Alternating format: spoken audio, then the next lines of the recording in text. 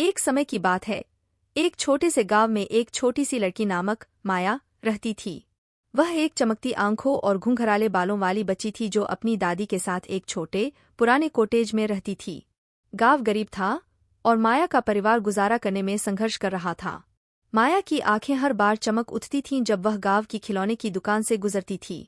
यह एक छोटी प्रेमग्राही दुकान थी जिसमें रंगीन खिलौने भरे थे जो उसे बुलाते थे।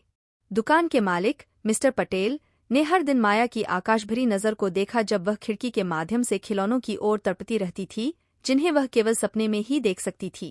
एक दिन जब माया दुकान के पास से गुजर रही थी, मिस्टर पटेल ने उसे एक गर्म मुस्कान के साथ स्वागत किया। नमस्ते माया, क्या आप अंदर आकर खिलौनों की दुनिया का अन्वेषण करना चाहेंगी? उन्होंने दयालुता से पूछा।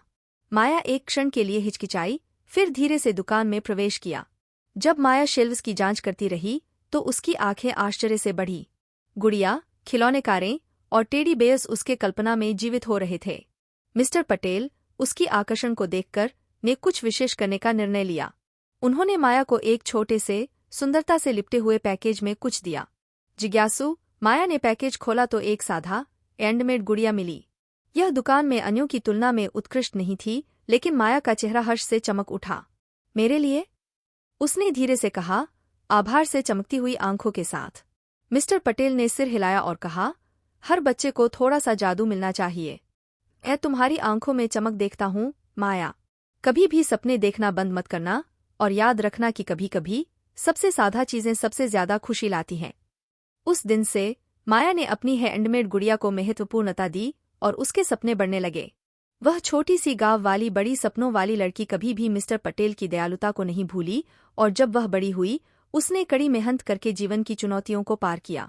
सालों बाद माया ने खुद को उसी खिलौने की दुकान के सामने खड़ा पाया। अब वह केवल एक दर्शक नहीं बल्कि गर्वित मालिक बन गई थी। उसने उसे एक जगह बना दी जहां हर बच्चा उनके पृष्ठभूमि से निर्भर करता है खिलौनों के जादू को अनुभव कर सकता था। माया की कहानी गांव में एक आशा का प्रकाश बन गई, सबको याद दिलाती हुई कि सपने हमेशा पूरे हो सकते हैं, चाहे शुरुआत कितनी भी कम हो। और गांव के दिल में वह छोटी सी खिलौने की दुकान एक बच्चे की दुनिया को बदलने की दया की प्रमाण पत्र बनी रही।